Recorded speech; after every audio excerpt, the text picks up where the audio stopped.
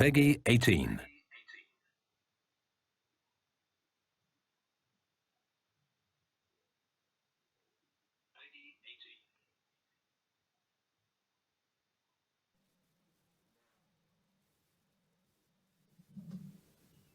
Welcome, everyone, and thank you for joining the Infinityward live stream today.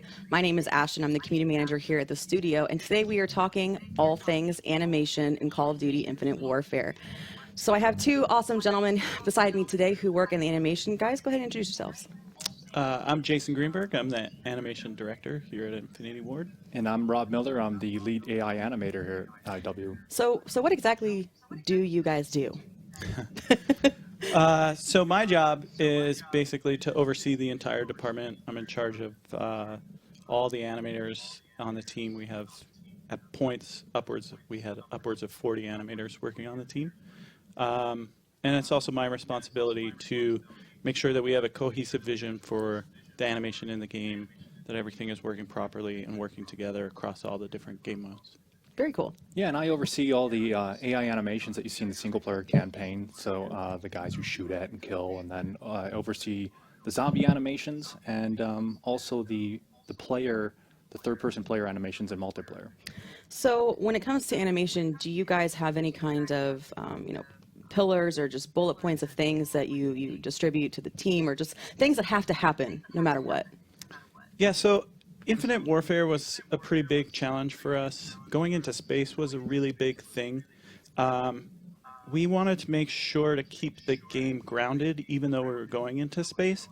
So it was really important for us from an animation perspective to support that, and also to support the narrative, which is a huge part of the game.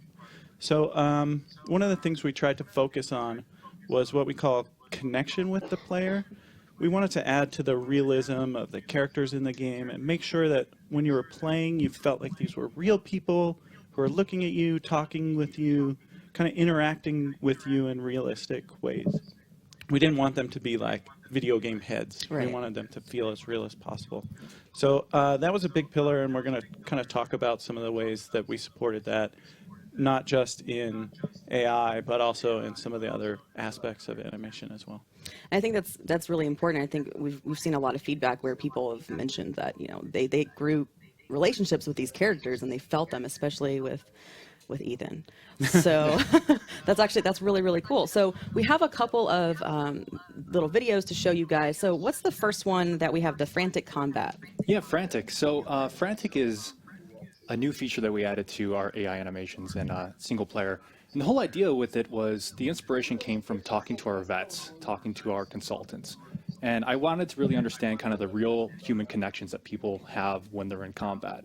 So you have all this training, you go in the battle. What happens when bullets are flying over your head and you need to get to cover as fast as possible? And that was kind of the inspiration behind it. And so we really wanted to make a more stress-filled urgency response, if you will, with an AI. So what you're looking at, this is a proof of concept video that we made about a year and a half ago. And now this shows old combat. So you can see there's not really a great sense of urgency and stress that was involved with it. And so we layered on frantic animations, and we really wanted actors to feel like, uh-oh, a bullet just flew over my head. I have to get the cover as fast as possible. So you can see a lot more sliding in the cover, kind of like suppressed reactions behind cover, and really trying to sell that feeling, that human instinct, if you will, when the line's chasing you on the savannah. Yeah, you're not casually just walking up to cover. Exactly. You're kind of in the zone and freaking out a little bit. Yeah. And there's not solid movements there. Yeah, absolutely. And so it was definitely a lot of fun to shoot. We brought in some amazing stunt guys. We just set up a bunch of mats and we're having them run as fast as you can. Like, my direction was always, imagine this is a life or death situation. Run as fast as you possibly can and slide into this piece of cover. And so I'm pretty pleased with the result.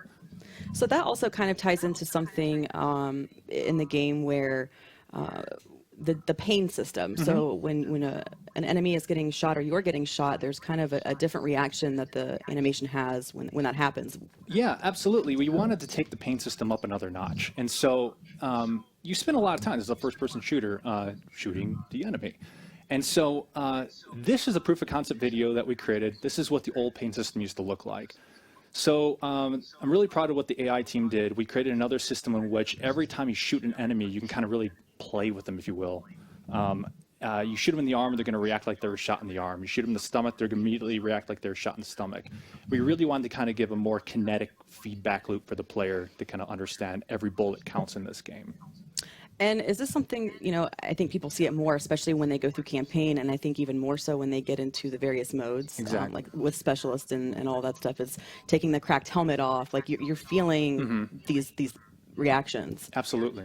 It's interesting too because, a lot of this stuff is really subtle, right? Like when we talk about it, it's very detailed, and we're like, oh, you see this individual reaction, you see this thing, but we don't expect every player to notice that. We just expect them to know, hey, this feels a little bit better.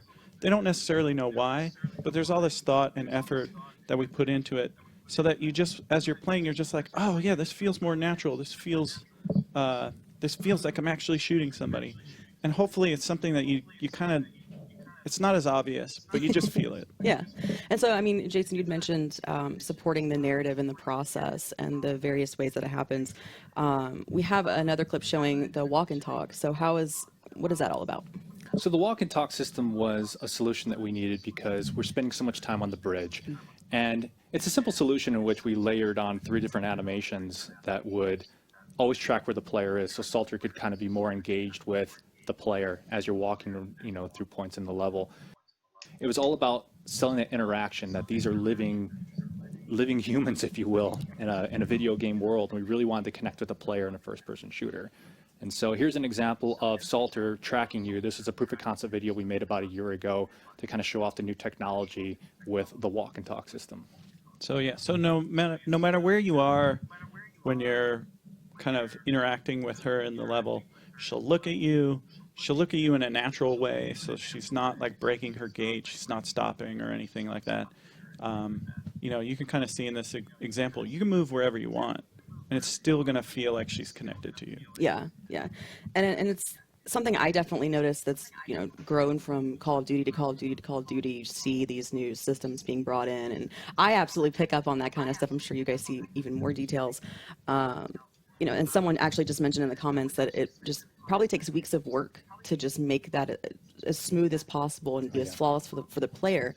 How long do you think it takes to work on a specific scene within the campaign, for example? Is there one scene that was like the hardest? Well, there's so many different systems. We have Rob here, so we should kind of focus on the AI stuff. So Rob can maybe talk about how long it took to put together a system like the walk and talk or Pain. Sure, like the walk and talk system, it's about 3 animations, and the way walk and talk works, it's more logic driven. So it's more. It took less than a week to kind of get that up and running. It's kind of more simplified. Whereas Dynamic Pain was over 600 animations and just being really creative about how we go about doing that. So when we work on something like that, that took about a month, and that's a pretty fast turnaround time. The AI team did an incredible job pumping out all those animations, and that's about being selective about how do we branch off these animations. If you're shot in the arm and then shot in the leg, how can we make that look realistic? And so there's definitely a lot of sweat equity that's involved. And then you have something working, and then it's like, great, this is working. That last 10% though is the hardest part to really polish that for shippable quality. Yeah. Some of those systems though, like we had to build robots from the ground up. We had to build the red state animations that we were talking about from the ground up. Those are hundreds, almost thousands of animations. And with the robots, they had to all be hand keyed. We couldn't put somebody in a mocap suit and just capture a robot. Right. So those took years, like a year and a half, I think, absolutely. for the C6 robot.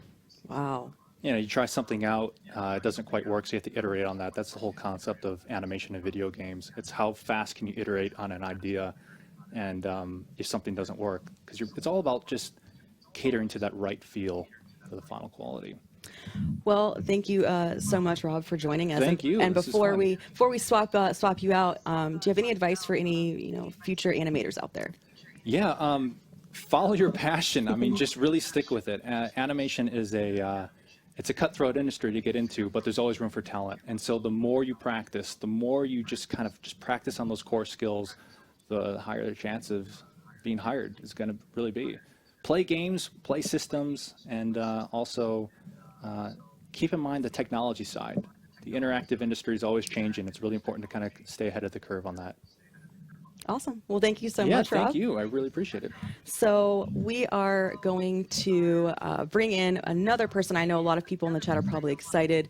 You might have seen some of our Instagram stories. We have our lead animator for weapons, Mark DeRitter, who's going to talk to us about the weapon animations and show us some video as well. So pretty exciting.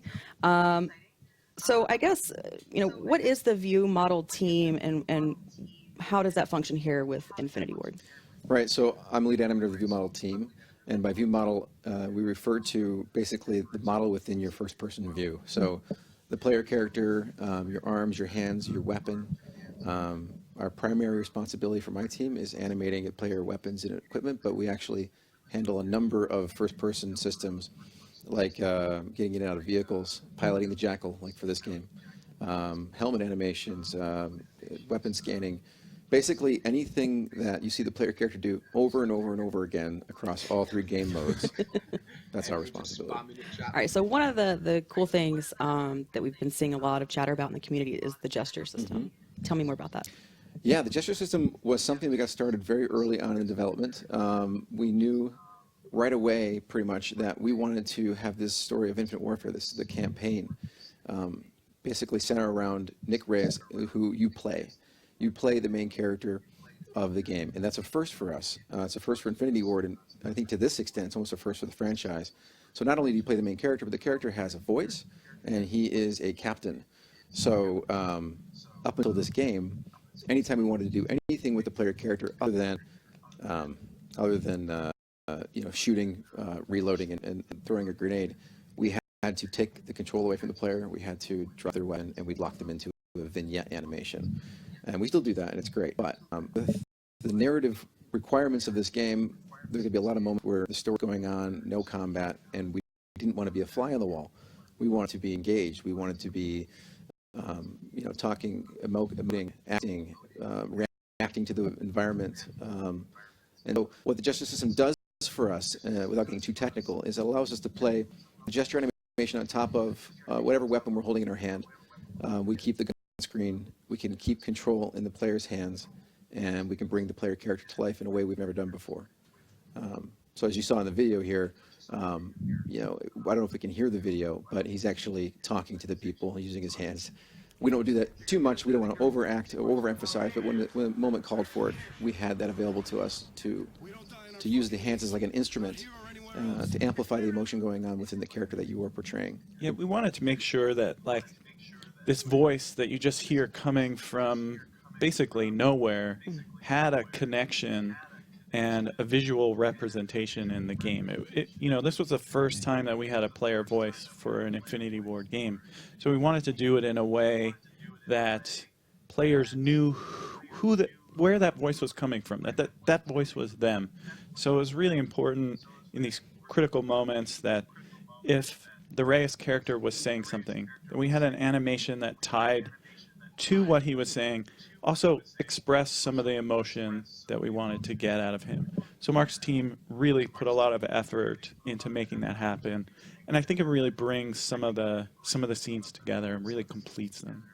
Yeah, the gesture system's awesome. I mean, and I think that it's super successful, and for you guys, did it lead into any other new functionality or mechanics that are new to Infinite Warfare? Totally. So since we got started on it early in the development, it was like a tool in our tool chest now to utilize when it came to solving problems or coming up with new ideas, new mechanics and whatnot, and it became really the backbone. So I have like 3 examples of areas where that came in handy. The first being a new mechanic for single player called Door Peek.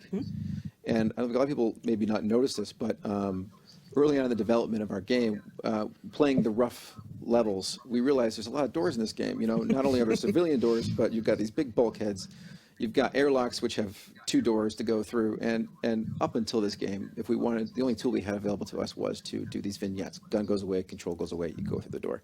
It's fine, but after a while it gets repetitive. And so we thought, why don't we marry the gesture system along with this vignette, and we can have the gun stay on screen as you go through the door. So you can see we open the door, the hand stays on, the gun's on screen, and now you have a choice. You can peek slowly using movable cover and take out the enemies like we're doing here. You could kick the door down like Rambo if you wanted to.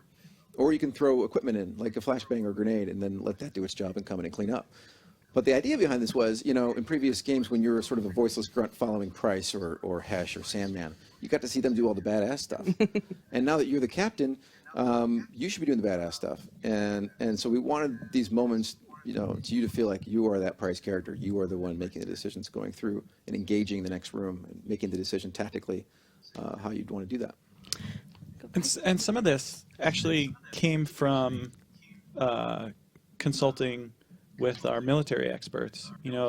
They would talk to us a lot about how they pie a door, and basically this is pieing a door. It's breaking down all the angles very slowly and carefully and cautiously, exploring your way into a room. So it's kind of neat that, in talking to these military experts, we were then able to, take what they told us and put it into a game mechanic. Yeah. And it's actually really, I think it's one of my favorite things in the game. Yeah, they really provided a lot of inspiration for us. So they told us about how they'd stack up on a door, and they would choose someone to be the one to go through, and they literally called them, I think, the door bitch, and we used that line in the game. Yeah. Salter calls one of the characters door bitch. So anyway, they provided You mean a lot so of inspiration. we just don't open every door with C4 anymore? No, exactly. Oh, all right. Door breach 2.0. Yeah, right. Yeah.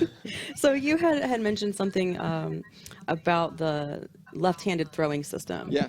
Tell me more about that. Yeah, so, again, early on in development, we're now having some success with the door, starting with door, but with the gesture system. And the MP designer saw what we were doing. And they asked, hey, can you do gestures while having the weapon up on screen, fire the weapon? And of course, the door peek, yes, we can do that. And so they asked, well, can we redo how we cook and throw equipment, which has been pretty much the exact same mechanic since COD 1. And so the request was try and use your left hand. Keep the weapon on screen so you can fire it and throw the equipment and cook the equipment. Like I said, up until this point, in Call of Duty, you would drop your weapon, you pull the pin on the grenade, and you cook it off screen. You get like this floating head, which never feels good from an animation standpoint. And then you throw with your right hand. But you're left vulnerable. And in our multiplayer, particularly this multiplayer, it's very fast. And we wanted the players to have some defenses when deploying equipment.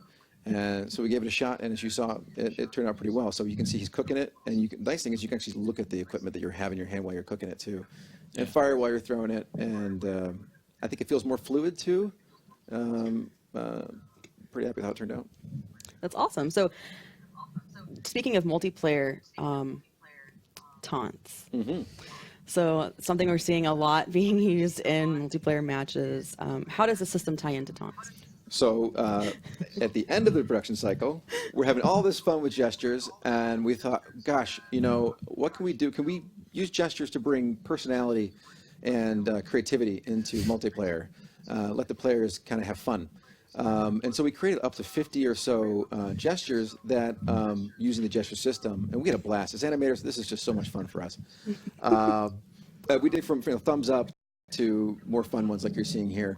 And the real joy for us is to see the video watching.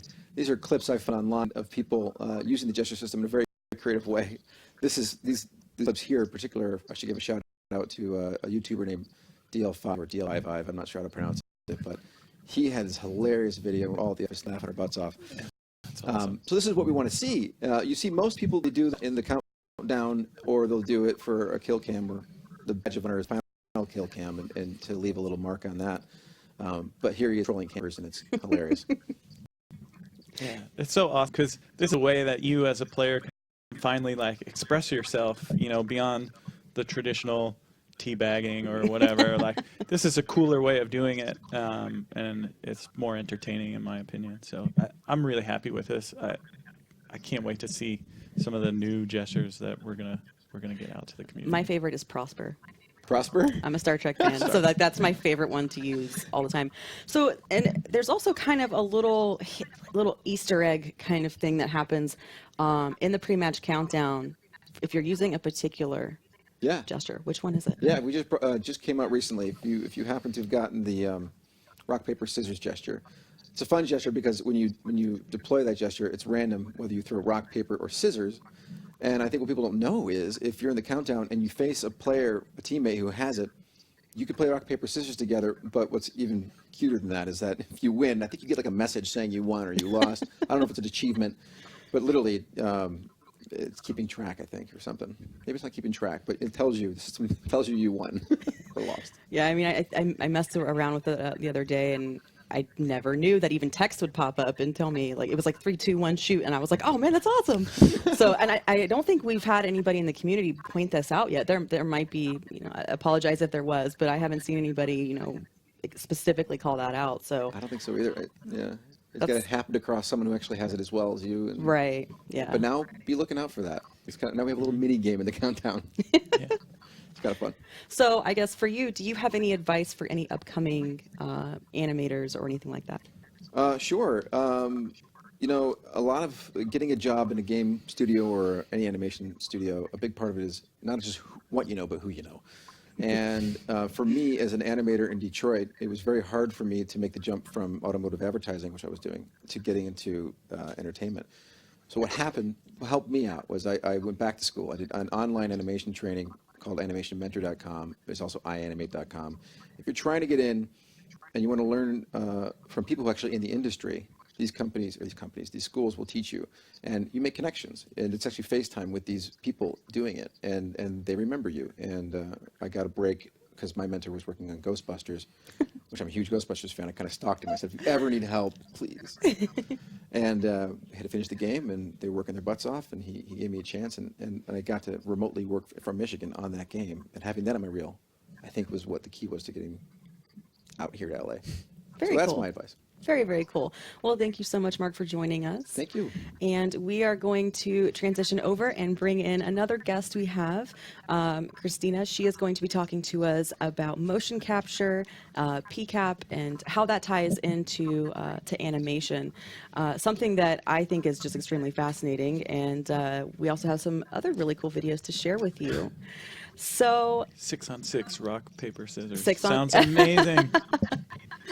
So welcome, Christina. Thank you for joining us. Hi, thank you. So what is your title and what do you do at Infinityward? So I am the motion capture lead, and me and my team, we work together to both do all the capturing and post-processing of the motion capture in our game. So what is motion capture? So motion capture, and we also call it mocap a lot. So if you see that, that's kind of what we're talking about. So basically, mocap is the beginning of most of the animation processes here. We bring an actor to our stage, we mark them up with a bunch of markers, and then we have them do different motions, and then those motions end up in the game. Very cool. So yeah, so this is a good example. This is just what our stage looks like, and this is us setting up an actor to get started for the day. So we take him through a series of simple motions in order to make sure that when we retarget all the data to a character, it looks pretty much like what the person was doing in real life. Right. And then when we're finished with the data on our end, we hand it off to animators, and then they take it and implement it to do whatever they need to do with it. So you showed this. We just saw the stage, and you guys are seeing it here. Mm-hmm. What is special about the stage in particular? So this stage we actually had custom built for our project. Once we came over to working on this new game, what we needed to do was have a stage that would be able to do a lot of performance capture, because we knew there was going to be a lot of storytelling in this game, and we wanted to make sure that we could do a lot of performance capture on this stage. So we had to build our own sound stage, essentially. So it's all soundproofed, and then we also have the motion capture volume in there. So we can do our regular motion capture in there, and we can do our performance capture. And we can also do audio. And we do regular, just plain Basically audio a recording. giant audio booth, which is really cool. So it was extremely important to have that to be able to strengthen the narrative within the game. Yeah, being able to do performance capture, which is where you have, the actor come in and you're recording the audio, the dialogue at the same time that you're also recording facial animation and you're recording the body. You get this really connected performance. You get the exact performance that the actor is giving you, and that goes directly into the game. So, it was super important in order to be able to tell the narrative story that we wanted to tell, that we have this kind of fidelity of performance capture. So what are we taking a look at here? So this is actually a sample of even more simple motion capture. This is a day when we were just doing the motion capture by itself with the stunt team. So there's no audio and there's no facial here, but what we are able to capture is a really amazing stunt, a really cool fight. And so this goes into the game and you see, as the player, you would be sitting next to one of these characters in this shot. So you can see it really looks like a real fight because that's how we shot it. Just the way they would shoot a fight scene in a movie. These stunt guys came in and they do a bunch of rehearsing and they work out the best way to do a really good fight scene shot. We figure out where the player is and then we just do that kind of motion capture for it. So we also talk about performance capture. Yes. How are those different or how they tie together? So as Jason was saying, the performance capture takes that element of motion capture, but then adds on the facial capture Right. and also recording the audio at the same time. So we're getting the lines, the face, and the body. So it's essentially like making a film.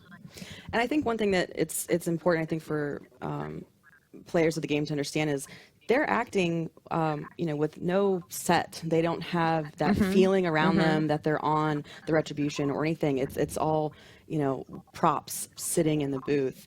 How does that play into actually the capture altogether? Is that something that's difficult for some of the actors to adapt to? Is it easy? How do you guys go about that, building the set? It's really cool. What we do in preparation for our shoots is we work with the design team and the animation team to figure out where in the space we want the shot to take place, and then we build exactly what the actor's going to need to interact with in order to make that shot work. So if someone's sitting at a desk, we'll put the desk in just the right place. We'll tell the actor, okay, you come in here, you do your motion here, you come touch the desk here, you have your gun over there. Like, we just build exactly what we need to on set for the actor to interact with. And then we also have real-time, we call it real-time image of what the character is doing within representation of the set. Playing in some software, so the actor can look at that and see like how they're fitting into the Retribution. Like, even though we might have just some boxes out there to say this is a desk you walk by, but they can look at the software and say, okay, I see these boxes represent my desk, Right. and I can see this door is over here based on like how they're looking at what's playing in the software. They're basically like little kids playing pretend, like that's what it boils down to. Actors, this is what they do. Yeah. They have to kind of be able to use their imagination to pretend that they're in a space that they're not really in. And we had a great set of actors working on this game. They did an awesome job, and we just had a blast all working together. It was like going out there and like, I don't know, they just have fun.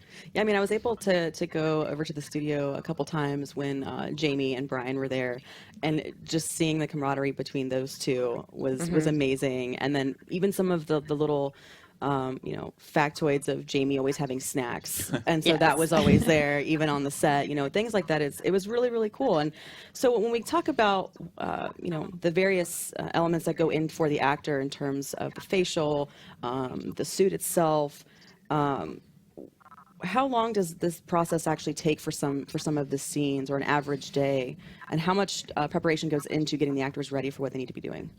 So generally at the top of the day, depending on how many actors we have, it usually takes about an hour to get everybody into their cool little mocap suit. And then we put them into the facial helmet rig, which has just like one little camera out here.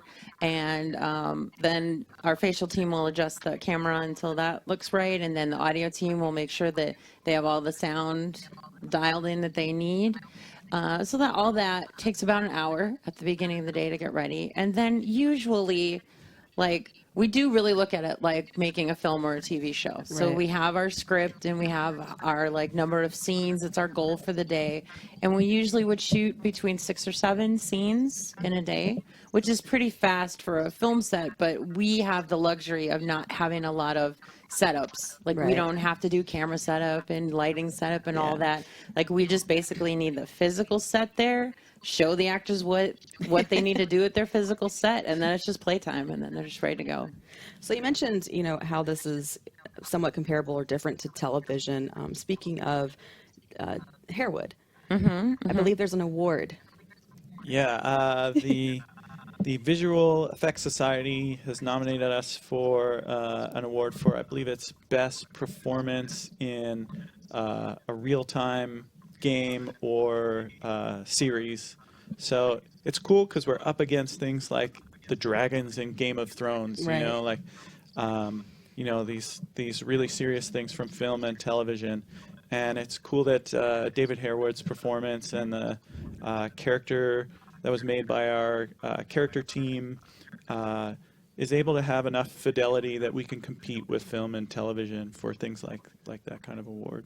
That's pretty cool because for me playing through the campaign and the fans, you're pulled into it. You have feelings towards it. So to see it be compared to things in television, it's phenomenal. Yeah, I mean, like I was saying before, this connection with Yeah. the characters was really important to us. So the process of creating these character models, we spent a ton of time on this. We took our actors to the light stage and we scanned them. And we scanned them doing all kinds of different facial expressions, and we used that to create a really complex facial animation rig. And then we spend a lot of time with the performance capture, and then it takes a ton of time to process all that data and put it all together. I mean, that amount of effort that we put into making the characters look real it's incredible.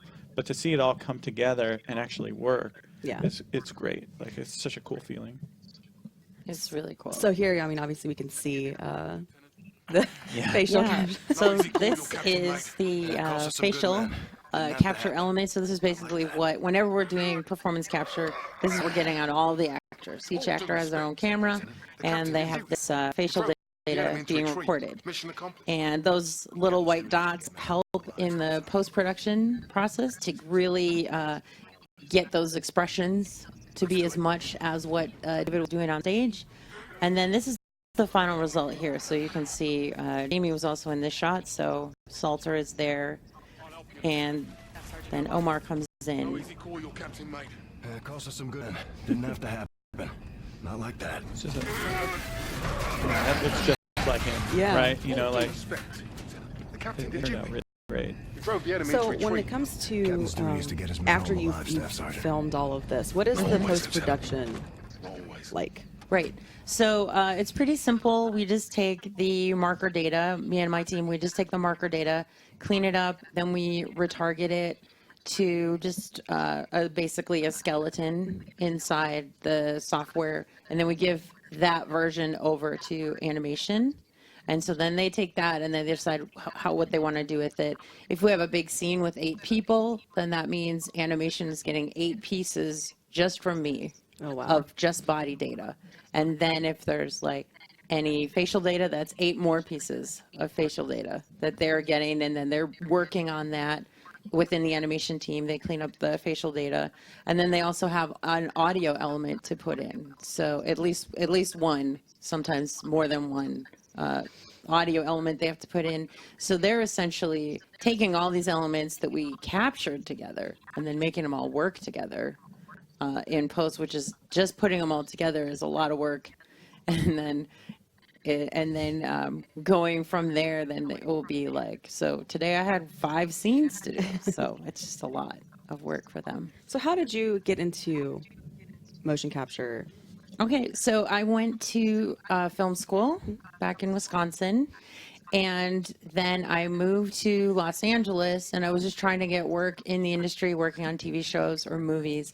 And at that time, motion capture was a brand new industry. Nobody had any idea of the potential of it, and people weren't using it that much. Like they were just starting to use it in film and TV and in video games. So I actually got hired on at a company that just needed some entry level people to work on processing data at a service studio. So I got to work on all kinds of different projects, video games, TV shows, movies, and all that stuff. So that's how I got started. So do you have any advice for the younger generation out there, maybe hoping to have your job one day? Yeah, absolutely. I think, the coolest thing about go to school for what you want to do, and then don't be afraid to try something new. Because one of the things about our generation and all the generations after us is that technology is constantly changing, and what you want to do now might not be the thing you end up doing in 4 years. And that's not necessarily a bad thing, because you might find something that didn't exist when you started college that turns out to be your favorite thing ever. So you just, the best thing is just not be afraid of learning new things and trying new things and moving somewhere else, and just giving yourself a chance to try out new jobs and to look into all different careers. I think that's really the best thing you can do. Well, thank you. And Jason, do you have anything that you any advice out there? It's pretty simple. If animation is your passion, follow your passion. I think Rob and Mark and Christina have all given great advice. Educate yourself, and take the time to learn how to do what you want to do, and then just go for it. Send out reels to everywhere that you can. All you need is one. When I started in the industry, I think I sent out something like 30 different animation reels. I only got one company to bite. But then once you're in, just learn as much as you can, and you're in for life, hopefully. So. Very, very cool. Well, thank you guys both for joining me. Sure. Thank you. And so we are now going to bring in another set of folks, Zach Volker and Dustin Kimmick. They're going to be talking to us about some more single-player animation and what they do here at Infinityward. And if you guys have any questions, feel free to drop onto the chat. We can get some questions answered for you guys while we have the team here.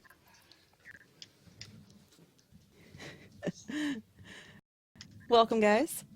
Hello. So go ahead and introduce yourselves and tell us what you do here.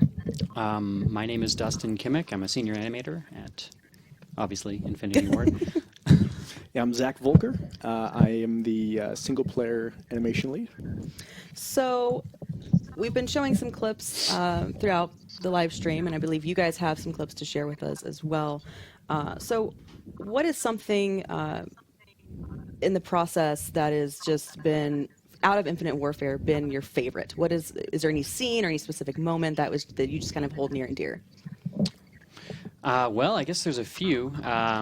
There's a big scene in the beginning of the game where you're launched out of the ship in these moon buggies, and you go through this whole crazy thing. That was a lot of fun. The scene we're going to show today was pretty good too.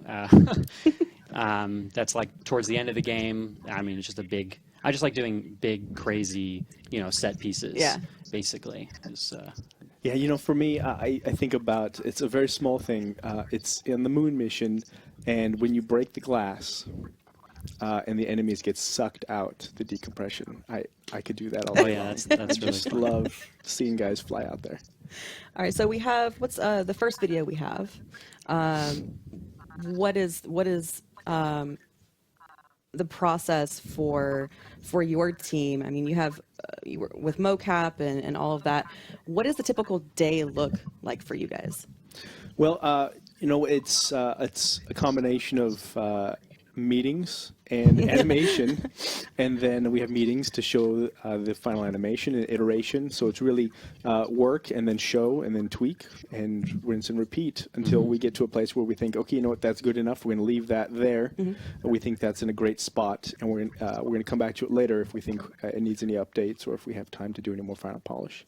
So this video might be an example of that. What are we looking at here? So this is like the earliest blocking of this scene in Heist where you get knocked down, you slide over here, and then one of your allies helps you up. And this was like after the first conversation with the designers what the scene would be. So I just put this together as quickly as possible to sort of see if this was going to work. And like in the original version, there was this ship here and then the Ret was going to come in and like shoot it with this like giant beam weapon or something. And so that's what this blocking was. Yeah, so we thought we'd step through what it looks like to work on a particular scene in single player. And so here we have a blocking pass. The idea was that you're on a ship, or towards the end, you're on the Olympus Mons trying to hijack it, and it takes a big hit and it lists. You slide off and you almost go over the edge, and then as you grab on, there's an enemy dropship there, and it's about to launch missiles into you. And then our Retribution, the good guys, come along and save us by pulverizing and blowing it up. But in true video game fashion, things changed. Right. And so this is pretty typical. We work towards building something, and then it doesn't always work out the way we think it will. Story changes, designs change, and so we had to... Yeah. So here you see, like, with... this version that we just saw, we shot a whole bunch of mocap of like various different actions that we thought we would need. So like sliding, a guy getting, grabbed and hanging, and then, we had the other guy who grabs him, and then, basically all these little individual pieces. And then I think we have another video of like the really, really rough assembly of all of these pieces. I sort of like, put them together, made the timing kind of work, and then, kept it really rough. And that's what this is. You can see it's very, very rough. And, and there's, Salter helps you up, and then you would get control again. And then, but then... Well, actually, in this piece, one of the things that we did end up changing is here we had Salter rescuing you, and I think we had Brooks or Cash going over the edge, and Ethan rescuing him. So as you slid down, right here, boom, you would say, oh, here it comes, it's going to shoot us. And then you get saved, and you would look and see Ethan doing the same thing that is about to happen to you. Yep. So then Salt came and helped us up and says, here we go, we got to get running. And then basically the scene sort of went on hold, and then a lot of things changed, and we sort of started over. So that's what this is. It's sort of the same like idea of the scene, but we no longer had the ship. In the story, the Retribution never got that weapon, so we sort of had to change the scene, but kind of keep the idea. And we also changed the person who helps you to Kashima to sort of like just kind of keep it a little simpler, and we removed the other characters falling off of the edge. And then this is the next sort of starting over rough blocking that we did. And yeah, and then, so you can see like, we shot some other mocap for Kashima, and then there's a lot of just hand-keyed animation that we did for the player, and then basically this is ultimately the version that we went with. There were a couple more changes that we sort of did along the way, but nothing really big changed after this. Yeah. But this is the part that I think is one of the most fun parts of being an animator in Infinityward is that. You got to be able to think on your feet, and the opportunity to sit and think, okay, this isn't working. Right. How do we bring it to the next level? What can we do? There's story changes, there's narrative changes, there's design changes that require a change in the scene. How can we take what we have and try to push it in that direction and make it better than we had it in the first place? And so this is an example of one of the challenges that we met that we had to overcome. And yeah, it's a lot of fun. Yeah. So here's the final, what it looks like in the game. Kashima boosts over, grabs you, and then we added this giant ship crashing into the building. And then you have to interact to boost up, and then we added the other characters back into the scene, and then shot a bunch of little individual things here. So this whole run is all and animate all the way through for all of your allies of just their various, interactions with the environment, running forward, and bringing it back to design changes and challenges as animator that we have faced. In the first pass, we had everyone kind of there getting up at the same time. But in gameplay, that slowed the scene down significantly. You would get up, and all of your friendlies are starting to get up, and you're really not sure where to go, and so you have to wait for them to start leading you forward to figure out where to go. And so we realized, wow, that's really slowing everything down. So by taking the two characters out of the initial scene, and as you're getting up, seeing them already boost and move in the direction you need to go, that keeps the pace moving and doesn't drag the gameplay down. So we're also, as animators, not only thinking about what does the scene look like from a coolness perspective, but also design and gameplay-wise, how can this scene play out better? Is there something that we can change in the animation that would make it smoother and more efficient, and guide the player in a way that is better than he's being guided now? Yeah, we work pretty closely with design to make sure that it feels good. Because generally, if you make a scene like this and you just hold forward and you pass the scene, no one will ever see it. No one will wait. Yeah. So you gotta you gotta keep it moving. You gotta make sure that the pace of the gameplay feels like the pace of the scene. You know what I mean? So you're not oh, I'm playing the game. Oh, now I'm waiting. So we try to avoid that as much as we can. Yeah. Well, we're getting a lot of really awesome comments in our chat saying how much they love the campaign. Awesome. So I guess a question for both of you is how did you get into your role, and what's your background for maybe those who are looking to follow suit? Why don't you start it off? Sure. I've wanted to be an animator forever, since I was as soon as I knew I could have a job as an animator, I started just making stupid Flash animations and putting them on Newgrounds. I don't know. Yeah. So, and and I just animated all the time. And then I went to school for animation, and and I love video games. And I always liked, game cinematics. Always seemed like, I remember the first time I saw the cinematic for Diablo 2. I was like, this is the greatest thing ever. I have to do this. So I've always wanted to get into games, and you just kind of keep doing it, and I don't know. Here I am. Well, for me, I kind of similar. I've always wanted to be an animator, drawing since kindergarten. Wanted to be an animator, and then it turned into 3D animation when Toy Story came out, and I thought, oh, that's what I want to do. Went to school. I went to CalArts for a little bit. Eventually quit because I didn't want to be drowned in student loans. And I was able to get a job. Actually, my first job was at Treyarch, working on Minority Report. Oh. So that was a while ago. And then really bounced around to different studios, doing some freelance, doing some film stuff. And then was finally able to come in 2005 to Infinityward. They were halfway through Call of Duty 2. Mm-hmm. So I worked as an animator for a few years, and then got promoted to lead, and been helping out the SP department since then. Very, very cool. Well, thank you both for joining me today and sharing all of this, these videos with us. I know I am completely envy everything that you guys do. So thank you so much for all the work you've put into the game. And thank you everyone for joining us today. Thank you for coming to check out the animation live stream.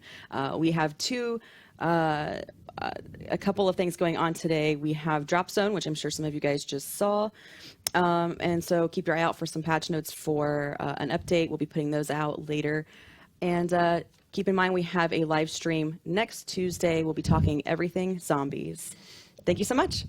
Bye. We sent men beyond our atmosphere, but the open space gave way to an insurgency. We will break that! Captain's dead. So who has the con, Gator? I believe you do, sir. Salt, you with me? Always. Captain's place is on the bridge. Not this captain. Not today. If you don't make that kind of choice, you have no place being in command. Turn the ship around! The pilot of this ship. It's my job to make sure that we get I gave you a direct order! Kill him.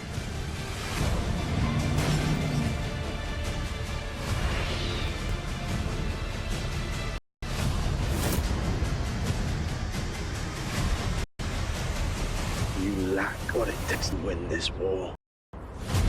Rated M for mature. Get Modern Warfare Remastered in select editions.